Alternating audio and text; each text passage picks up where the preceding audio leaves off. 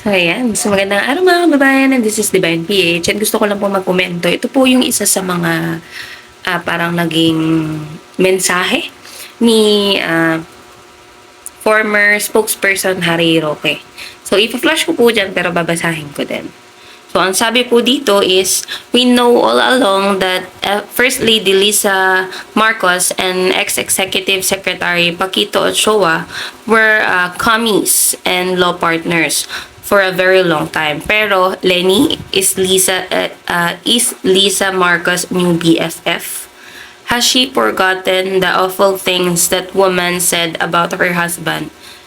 Tas ang sabi niya po sa huli, hello again.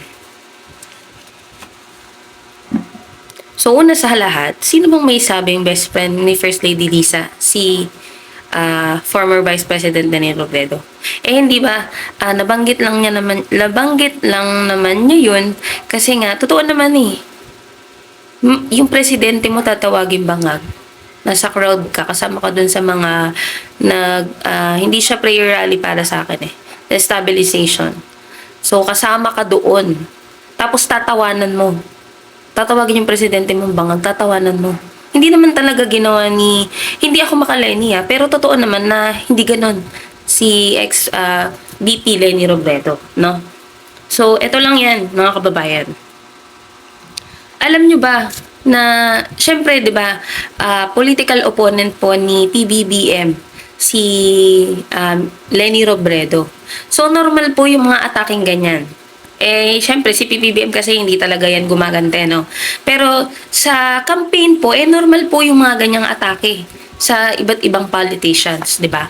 Yun, normal po yun. Pero never mong maririnig. Or, di ba nung nanalo si PBBM versus Leni Robredo or pati dun sa mga other candidates, may narinig ka ba ni isa sa kanila nung nanalo si Pangulo na tinawag siyang bangag o pulveron? Wala, di ba? What's worse is, yung mga tumatawag sa kanya nun is yun yung mga nangampanya daw sa kanya. Kasi hindi naman tayo sigurado kung bumoto ba talaga yan. Yung claims nila na nabudol sila, hindi tayo sigurado kung totoo yan. Kung siya ba talaga yung binoto. Yung mga kasama ng kampanya, yung mga kasama sa Uniteam, sila po yung mga nagtatawag na bangag at fulboron, si PBBM. Kung matino ka ba naman tao, di ba? Biruin mo sino yung iniinsulto nyo noon? Na si VP Leni? Kahit ganyan siya, pero never niya namang tinawag na bangag at fulboron si PBBM, lalo na nung nanalo. Alam nyo what's not normal? Yung tatawagin mong murderer yung isang tao. Tapos sasabihin mong wag siyang iboto. Tapos ang ending, nung nanalo, kumampi ka na. Kasi may posisyon ka. Sinong tinutukoy ko?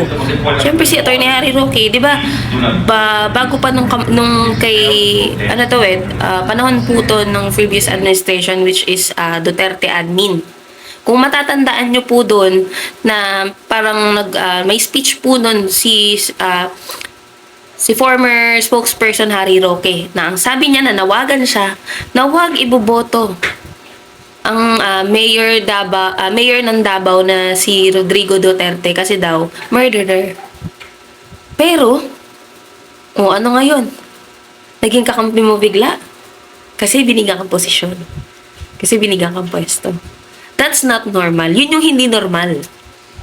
Natatawagin mong murderer yung isang tao. Pero nung nanalo at kinuha ka, nakipagtrabaho ka. Nung nanalo bilang presidente, yung tinawag mong murderer at nung yung sinasabihan mo na wag iboto, trabaho ka. Tinanggap mo yung trabaho.